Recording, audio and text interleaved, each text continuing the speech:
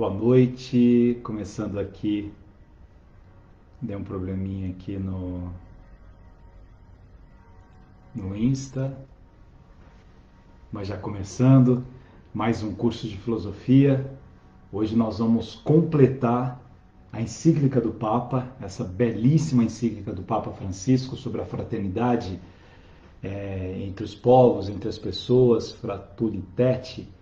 E nós fizemos 2 aulas já sobre a encíclica do Papa. Então quem perdeu as aulas anteriores, elas estão gravadas, estão aqui no Insta, estão no Face, estão no YouTube. E hoje a gente encerra essa linda encíclica do Papa Francisco, em que ele, com muita profundidade, trata dessa dimensão relacional, do estar no mundo, né, das questões da globalização, do descarte das pessoas.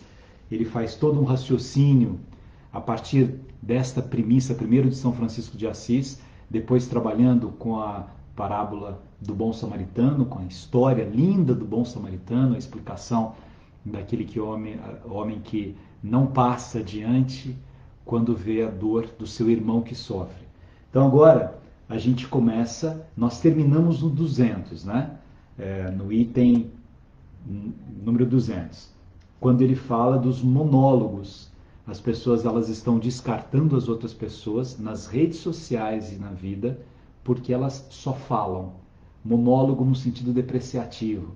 A beleza das relações interpessoais mora no diálogo, nessa capacidade que eu tenho de conversar com o outro e de permitir que o outro converse comigo.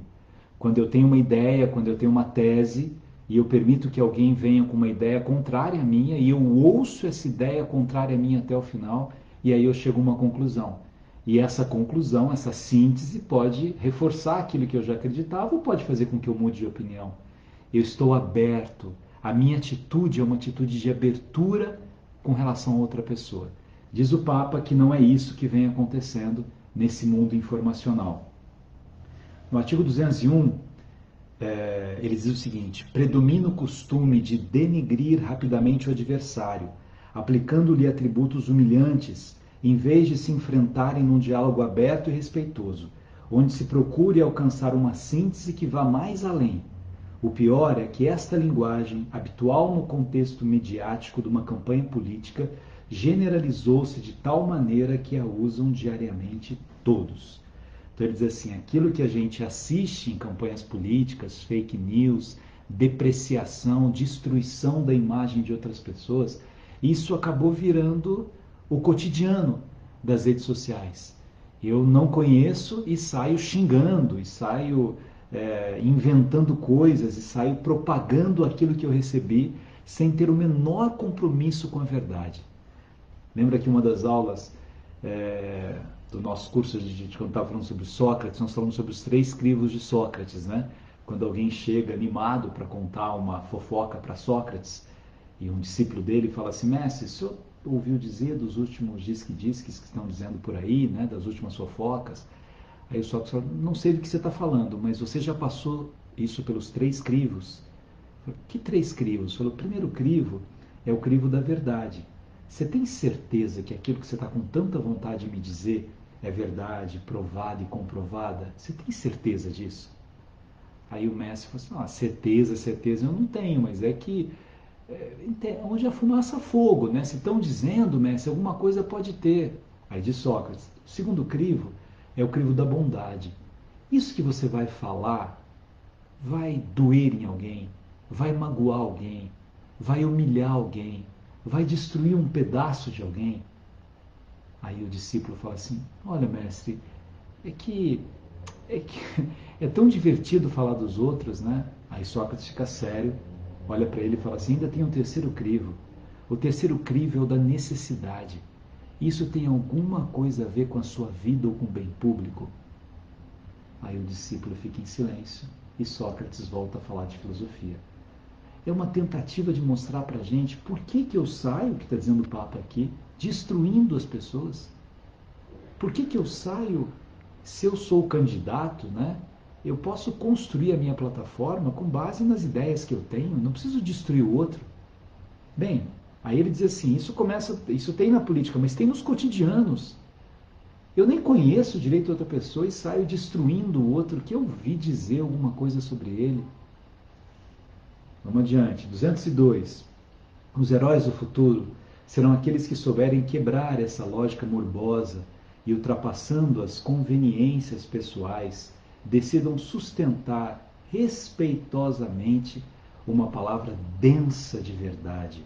Queira Deus que estes heróis se estejam gerando silenciosamente no coração da nossa sociedade. Olha que bonito isso. Os heróis do futuro, diz o Papa, são aqueles que terão densidade e serão verdadeiros. É o contrário do que nós experimentamos hoje. A gente experimenta superficialidade, todo mundo sabe sobre qualquer assunto, a gente é profundamente superficial, então há um descompromisso, há um divórcio com a verdade, e a gente vai fluindo as coisas, sem o menor compromisso com aquilo que a gente diz.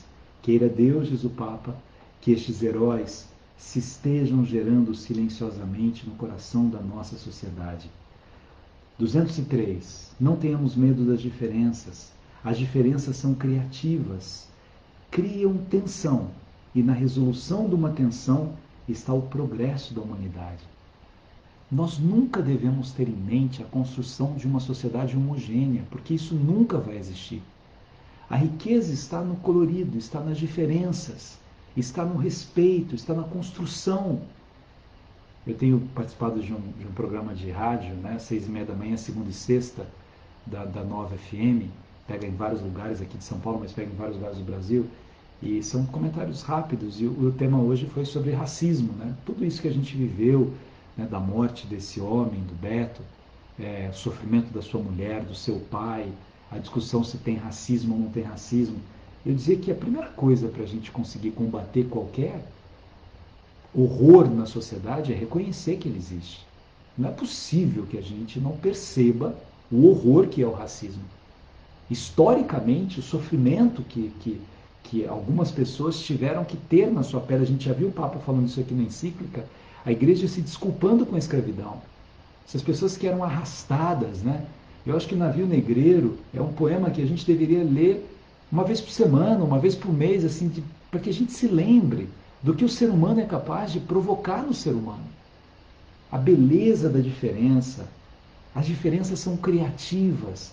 Quando eu penso, que a gente tem uma cultura da África no Brasil e ao mesmo tempo uma cultura do Japão, e uma cultura da Itália, uma cultura da Alemanha, e uma cultura do Líbano, uma cultura dos índios, e uma cultura dos portugueses, dos espanhóis e assim por diante, a beleza está na criatividade.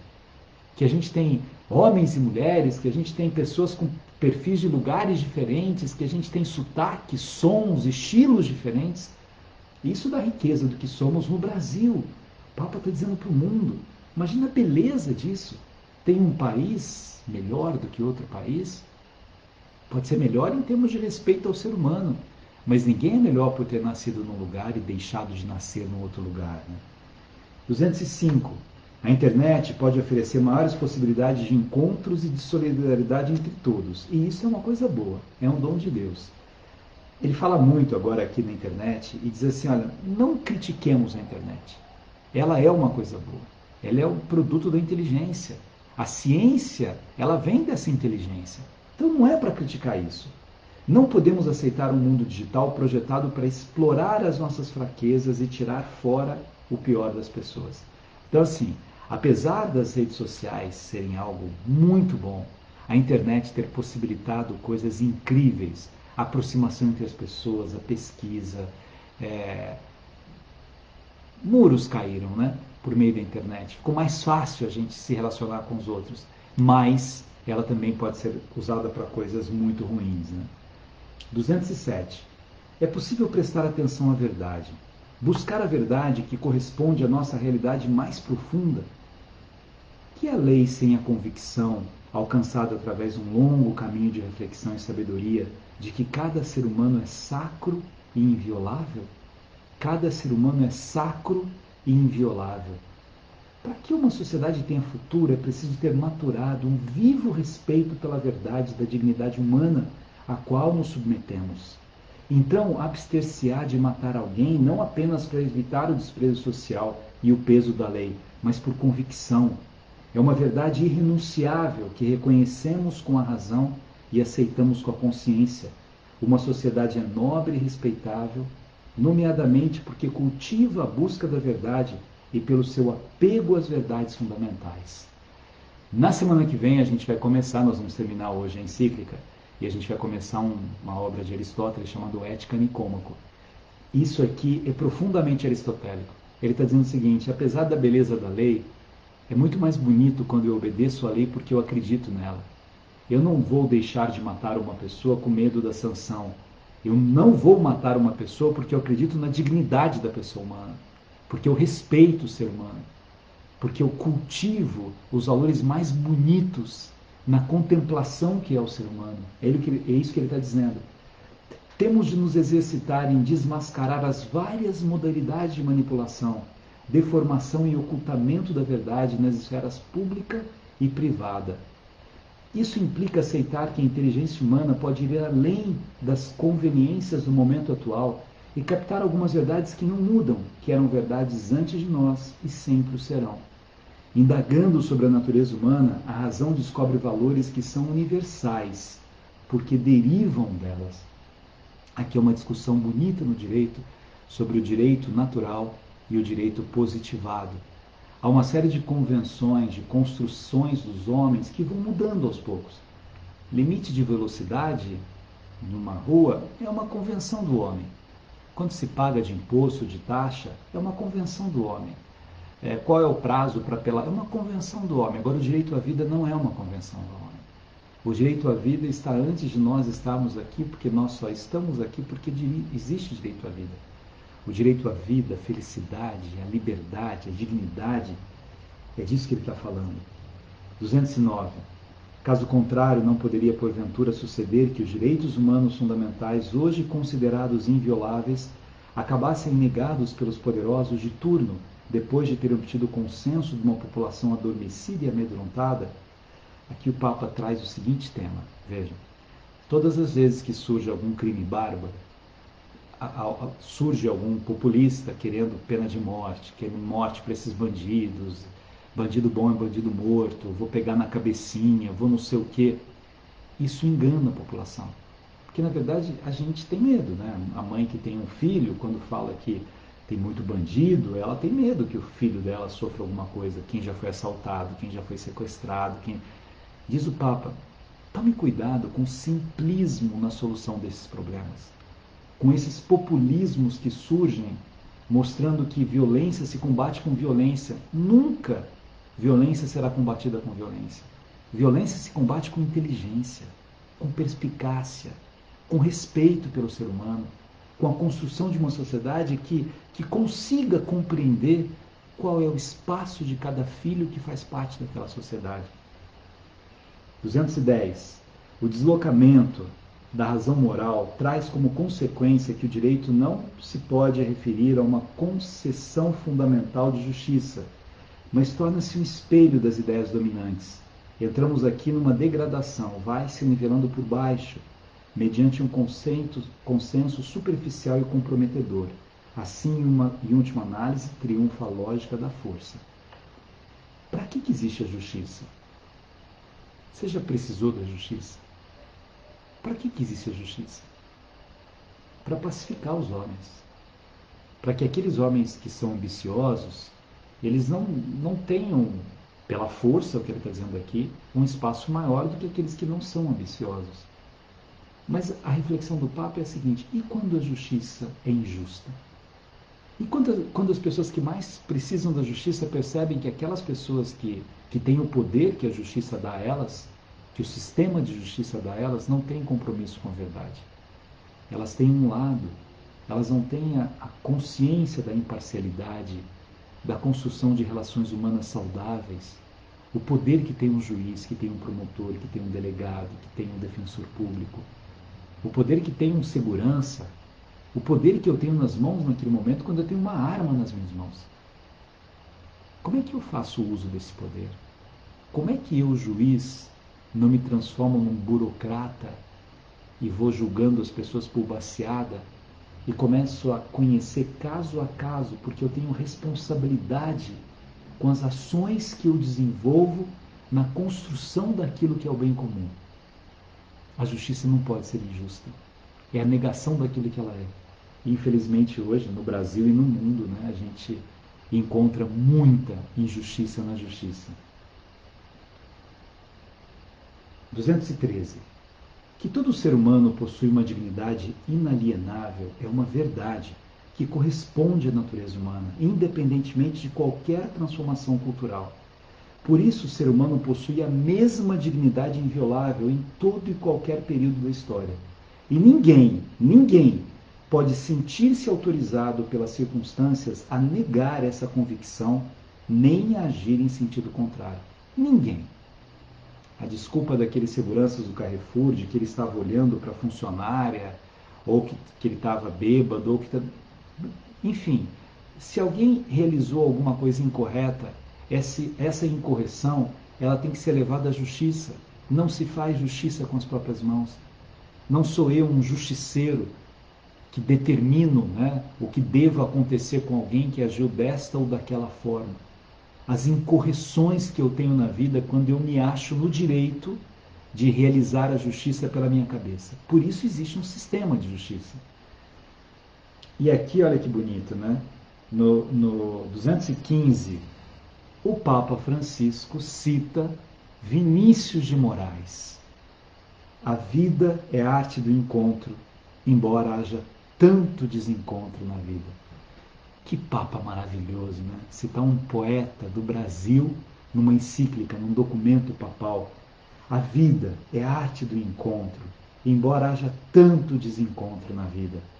Já várias vezes convidei a fazer crescer uma cultura do encontro que supere as dialéticas que colocam um contra o outro. O que o Papa quer com essa cultura do encontro? Para de cultivar o ódio. E é mais feio ainda quando você cultiva o ódio em nome de Deus.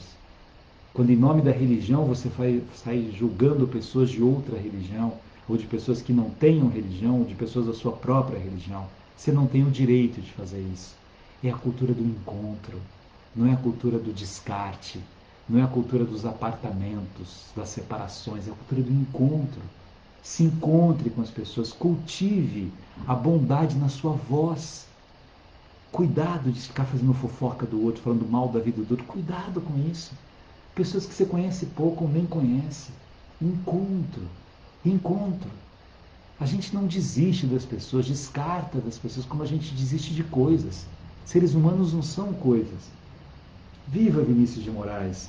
A vida é a arte do encontro, embora haja tanto desencontro na vida. 216. A palavra cultura inclui as aspirações, o entusiasmo, em última análise, um modo de viver que caracteriza aquele grupo humano. Falar de cultura do encontro significa que nos apaixona como povo querer encontrar-nos, procurar pontos de contato, lançar pontes, projetar algo que envolva a todos. Essa parte da encíclica é belíssima. Eu preciso me apaixonar pelo ser humano, apaixonar pela beleza das diferenças. Se eu moro em São Paulo, eu vou visitar Belém do Pará, e eu fui lá no Círio de Nazaré, e eu começo a ver a procissão, e eu começo a falar com as pessoas que moram lá, e eu começo a falar com as pessoas na região amazônica, é para eu me apaixonar por essas pessoas. Elas são diferentes de mim, aquela população ribeirinha é diferente de mim. Eu não faço parte dessa cultura, mas eu me apaixono por essa cultura. Aí eu vou para a China, que é uma cultura completamente diferente, e eu não vou sair descartando. E eu vou para Abu Dhabi, para Dubai, ele fala aqui, né, do Oriente, e não, mas eles são muçulmanos, eu sou católico, não tem nada a ver comigo, eles são da mesma natureza humana que eu sou.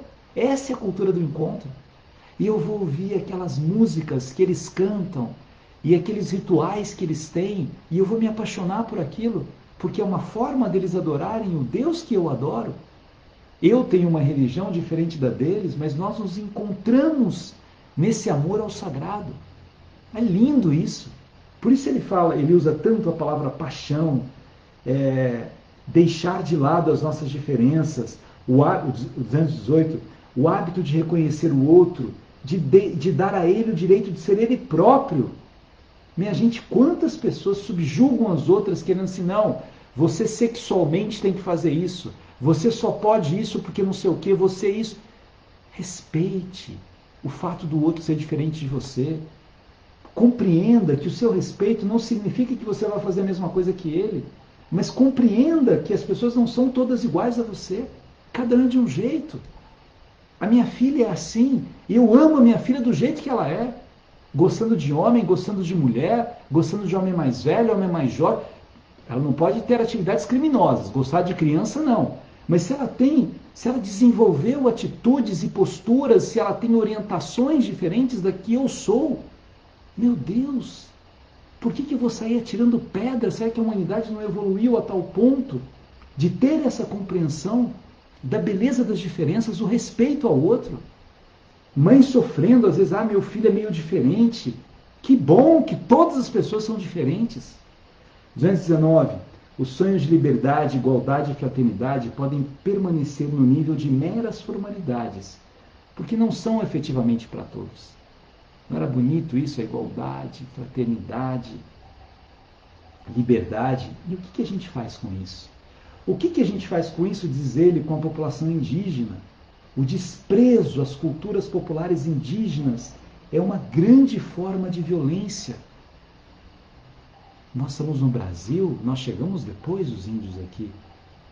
Como é que eu consigo compreender as várias etnias, os vários estilos, as várias maneiras de ser, valorizando esse universo cultural deles e não querendo ter a minha verdade sendo imposta sobre eles? 222. O individualismo consumista provoca muitos abusos. Os outros tornam-se meros obstáculos para a agradável tranquilidade própria. E assim, nós tratamos o outro como um incômodo. O contrário do incômodo, diz ele no 224, é a amabilidade. A amabilidade é uma libertação da crueldade que às vezes penetra nas relações humanas, da ansiedade que não nos deixa pensar nos outros, da urgência distraída que ignora que os outros também têm o direito de ser feliz. A pessoa que trabalha na minha casa também tem o direito de ser feliz. Se a minha mãe está doente, a mãe dela também está doente, eu tenho que compreender que o amor que eu tenho pela minha mãe, ela também tem pela mãe dela. Quantas vezes, né, o dono de uma casa não quer que a mulher que trabalha na sua casa vá visitar a mãe que está doente, porque vai perder um dia do trabalho lá, né? Quanta crueldade nas relações humanas, quanta falta de humanidade com isso. 225. Em muitas partes do mundo fazem falta percursos de paz que levem a cicatrizar as feridas. Há necessidade de artesãos de paz, prontos a gerar, com inventiva e ousadia, processos de cura de um novo encontro. Que bonito essa artesania da paz, né? Como é que eu permito que as pessoas elas cultivem a paz? E ao cultivarem a paz, elas experimentem essa paz do jeito que elas são. Do estilo de cabelo que você tem, né? Quanto sofrimento, eu disse que a gente estava falando do racismo. Desde criança, criança querendo alisar o cabelo, com vergonha do cabelo, porque culturalmente algo era imposto para ela daquilo. Quanta beleza tem naquele cabelo que ela tem, no jeito que ela é, na maneira que ela é. Aqui ele fala muito sobre a arquitetura da paz e o artesanato da paz. Olha que bonito esses dois conceitos do Papa, né? A arquitetura da paz como algo profundo, como um diálogo entre as nações. Os riscos de nós termos governantes, né, que se baseiam no ódio, está falando de país com país. E ele fala do artesanato da paz, ele fala de você, fala de mim. Fala do nosso trabalho nessa artesania, nesse cotidiano, né? Nesse processo humano nosso de compreensão daquilo que é a paz. O árduo esforço, 230, por superar o que nos divide, sem perder a identidade de cada um, pressupõe que todos permaneçam vivos num sentimento basilar de pertencimento. Existe uma arquitetura da paz, na qual intervêm as várias instituições da sociedade, cada um dentro da sua competência. Mas o artesanato da paz, repito, é responsabilidade de todas as pessoas. Todos os dias, diz o Papa, eu deveria acordar para ser esse artesão da paz. Na minha casa, na padaria que eu vou, no ônibus, no metrô, nas pessoas com as quais eu convivo. A gente tem gente que espalha raiva nas pessoas, que deixa as pessoas tontas, né? estonteadas de tantas coisas ruins que você fala um para o outro. Como é doído isso, né? Eu tenho que ser um artesão da paz, não um artesão da miséria humana, não um artesão da perversidade. É o contrário disso, né? 237. O perdão e a reconciliação são temas de grande relevo no cristianismo e com várias modalidades em outras religiões.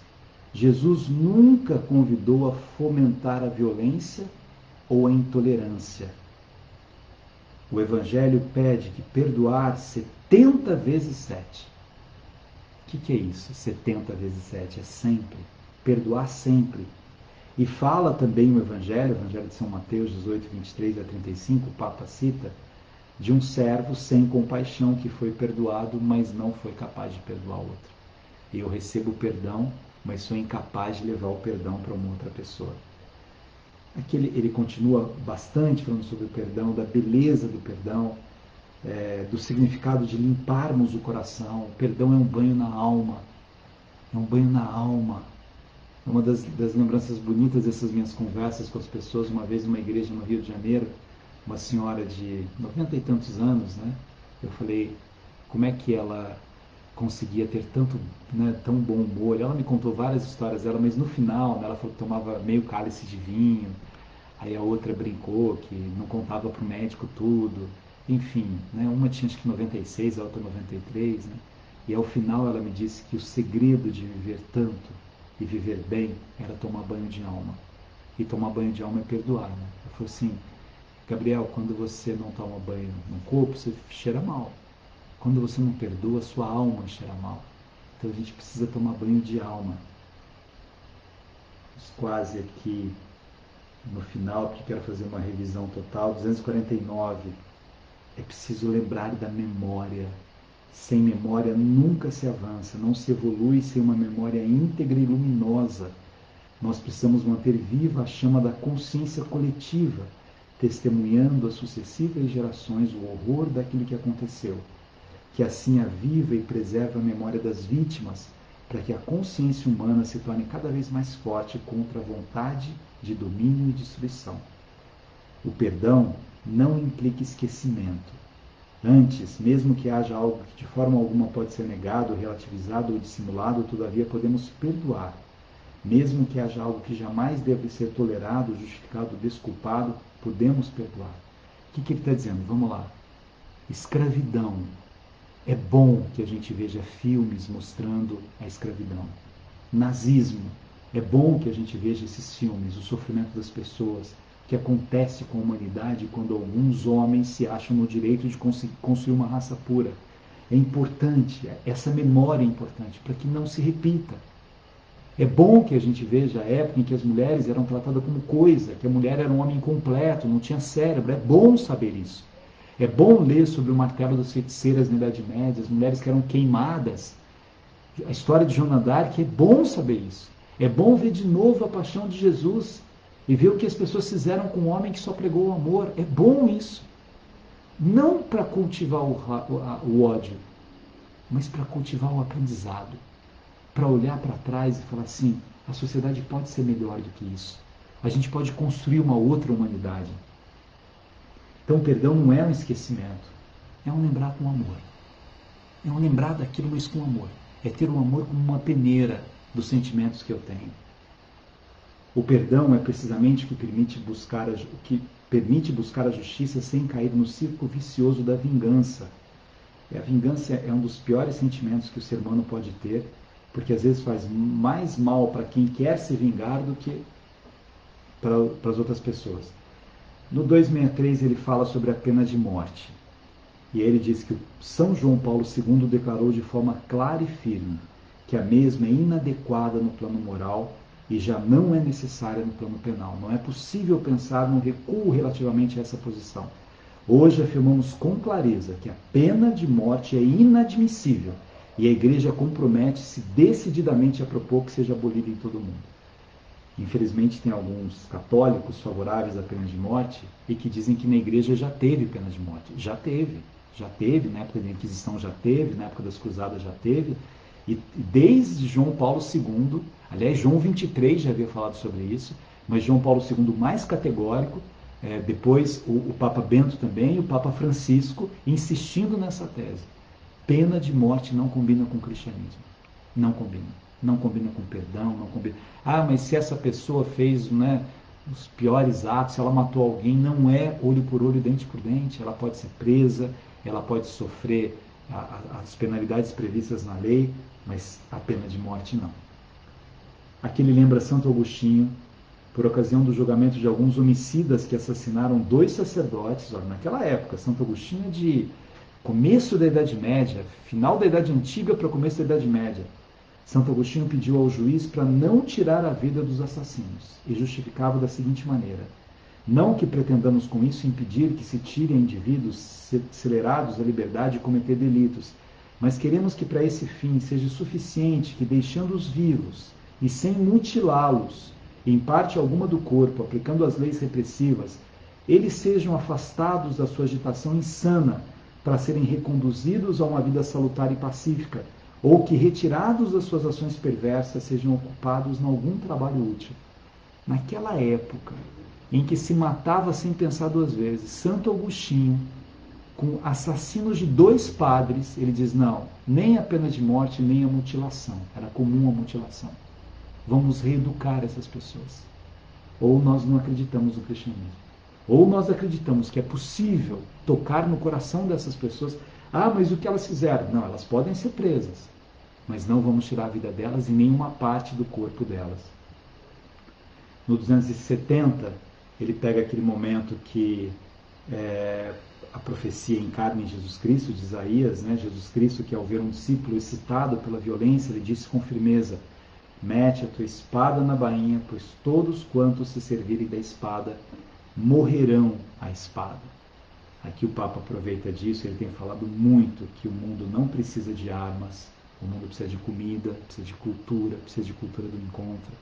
Quanto mais nós lutarmos por uma cultura armamentista, mais nós estamos diminuindo a beleza da razão, a beleza dos afetos, a beleza dos encontros, né? E a gente está resolvendo a bala. 273. Se não se reconhece a verdade transcendente, triunfa a força do poder, e cada um tende a aproveitar-se ao máximo dos meios à sua disposição para impor o próprio interesse ou opinião sem atender ao direito do outro. A raiz do totalitarismo moderno, portanto, deve ser individuada na negação da transcendente dignidade da pessoa humana, imagem visível do Deus invisível. Aqui ele está terminando, 275, ele fala: cuidado para não se afastar dos valores religiosos. 277, a igreja valoriza a ação de Deus, inclusive em outras religiões. A fraternidade está no Evangelho. Deixa eu explicar um pouquinho mais o que o Papa está querendo dizer nesse final aqui já da encíclica, né? Antes de falar de Maria. Ele diz o seguinte: é claro que as pessoas elas podem se relacionar com aquilo que é ético, com aquilo que é correto, independentemente de fazerem parte de uma religião. Mas diz o Papa, é muito difícil alguém conseguir construir uma história iluminadora para outras pessoas se esta pessoa ela não tiver uma relação com o sagrado. Se nada meu tiver um casamento com aquilo que é o transcendente, se minha vida for só ligado a coisas materiais, a matéria o tempo todo, eu não vou conseguir compreender na minha vida o sentido da minha própria existência.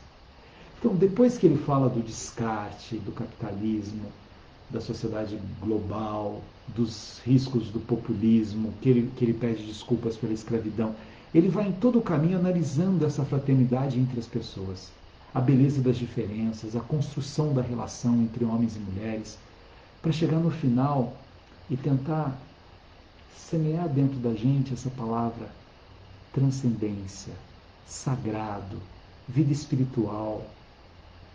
Em que momento do dia você para e conversa com o sagrado? Em que você reza, né, se você participa de uma religião? Em que você conversa com você mesmo?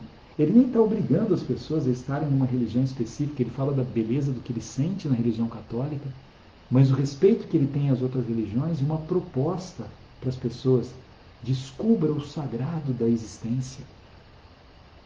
A música é uma linguagem de Deus, por exemplo. A beleza que você ouviu uma sinfonia, uma música que toca no seu coração, na sua alma e que te traz a dimensão do sagrado. Então, para que eu consiga viver essa sociedade na fraternidade, para que eu consiga ter essa relação bonita com as outras pessoas, eu preciso conseguir exercitar a beleza dessa relação do amor com Deus e comigo mesmo, com o sagrado, com aquilo que é transcendente. E ainda para o final, ele fala de Maria. Para muitos cristãos, esse caminho de fraternidade tem também uma mãe, chamada Maria. Ela recebeu junto da cruz essa maternidade universal e cuida não só de Jesus, mas também do resto da sua descendência. Com o poder do ressuscitado, ela quer dar à luz um mundo novo, onde todos sejamos irmãos, onde haja lugar para cada descartado das nossas sociedades, onde resplandeça a justiça e a paz. Lembra daquele momento na cruz, quando Jesus, olhando para sua mãe, diz: filho, eis aí tua mãe, mãe, eis aí teu filho, com São João, né? É disso que ele está dizendo. Ela é a mãe de todos, e ela é a mãe, inclusive, daqueles que são descartados. E que nós descartamos. Às vezes é fácil, meus amigos, a gente julgar as pessoas que descartam, né? Por isso que eu acho bonita essa palavra, essa artesania, esse artesanato da paz. Não é só arquitetura. A arquitetura a gente pensa nos pactos internacionais, nos tratados entre os países, mas ele está trazendo para o nosso cotidiano. E ele está perguntando para a gente, assim, você aí, né? Você, Isaías, Simone, Lucélia, Adriana, Ivone, Ana, você faz esse artesanato da paz? Você consegue criar paz nos lugares em que você está, ou você cria discórdia, destruição, desunião? Você, individualmente, né? Entre as religiões é possível, 281, um caminho de paz. O ponto de partida deve ser o olhar de Deus, porque Deus não olha com os olhos, Deus olha com o coração. E o amor de Deus é o mesmo para cada pessoa, seja qual for a sua religião. E se é um ateu, é o mesmo amor. Olha um Papa falar isso. O Papa Bento já havia dito isso também, né? O culto sincero e humilde a Deus leva não à discriminação, ao ódio, à violência, mas ao respeito pela sacralidade, ao respeito pela dignidade e a liberdade dos outros, e a um solícito compromisso em prol do bem-estar de todos. Na realidade, aquele que não ama não chegou a conhecer Deus, pois Deus é amor. E ele relembra a primeira carta de João, capítulo 4, versículo 8, né? Eu só conheço Deus quando eu amo. Não dá para dizer que eu amo a Deus que eu não vejo, se eu odeio o meu irmão que eu vejo. Ele insiste aqui nesse final, porque ele diz que há muitas pessoas usando da religião para espalhar o ódio. E o seu apelo é que isso não aconteça. Não use a religião para espalhar o ódio. Não aproveite da religião. Não use o santo nome de Deus em vão para julgar as pessoas, para destruir as pessoas, para diminuir as pessoas. Não faça isso. Ele está dizendo que até o ateu aqui merece ser tratado com amor. Então não venha você dizer que a religião do outro está errado, que você não está cumprindo isso, que isso é o Papa dizendo. E não, esse Papa é muito moderno. O Papa Bento já havia dito isso. Na sua primeira encíclica, na segunda ele diz a mesma coisa. As pessoas elas usam o nome de Deus para ganhar apoio de outras pessoas nas suas guerras insanas pelo ódio. Isso não é conhecer Deus. Deus é leveza, não é peso. Deus é amor, não é ódio. Deus é ponte, não é muro. Em nome de Deus, que criou todos os seres humanos iguais nos direitos, nos deveres e na dignidade, e os chamou a conviver entre si como irmãos, a povoar a terra e espalhar sobre ela os valores do bem, da caridade e da paz. Em nome da alma humana inocente que Deus proibiu de matar, afirmando que qualquer um que mate uma pessoa é como se tivesse morto toda a humanidade, e quem quer que salve uma pessoa é como se tivesse salvo toda a humanidade. Nesse espaço de reflexão sobre a fraternidade universal, senti-me motivado especialmente por São Francisco de Assis, e também por outros irmãos que não são católicos. Martin Luther King, Desmond Tutu, Mahatma Gandhi e muitos outros. E assim termina. Tem uma oração aqui e é o Papa terminando a sua encíclica. Essa encíclica, minha gente, ela é uma grande celebração de maturidade, um Papa maduro e de muito amor, de muito amor, de muito respeito à pessoa humana, independentemente da sua religião, do jeito que ela é, da maneira que ela se manifesta, a beleza que mora nesse amor que nós precisamos encontrar. Então é isso. Quem não conseguiu ler a encíclica, aproveite para ler a encíclica. Né? Tem livro já, tem na internet, eu rabisquei a minha inteira.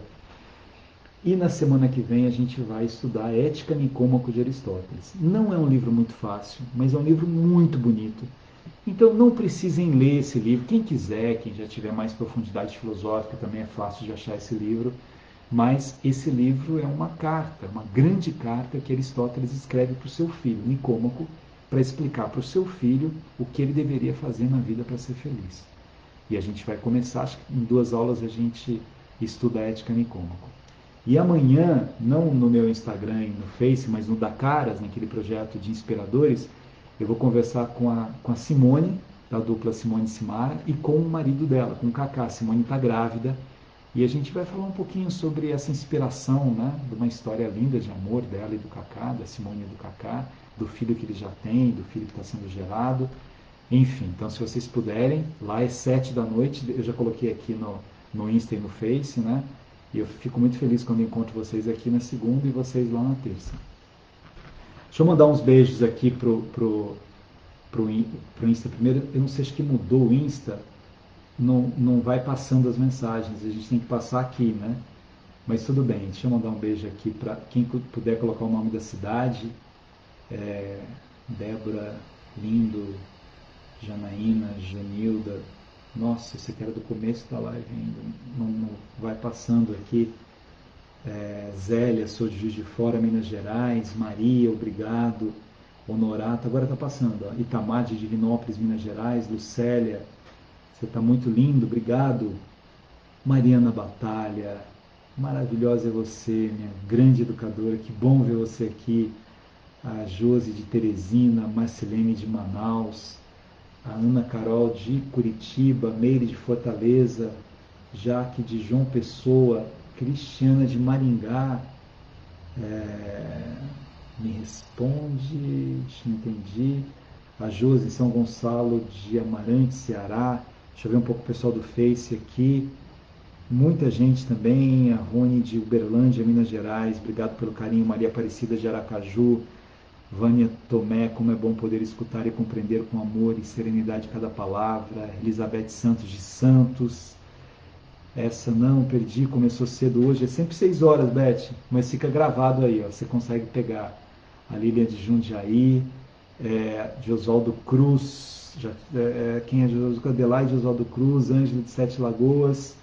É isso aí, gente, muito legal. Então amanhã eu encontro vocês lá no Dacaras e segunda-feira a gente vai falar sobre Ética Nicômaco de Aristóteles. Vocês vão ver que lindo esse livro, escrito há 2.400 anos, né?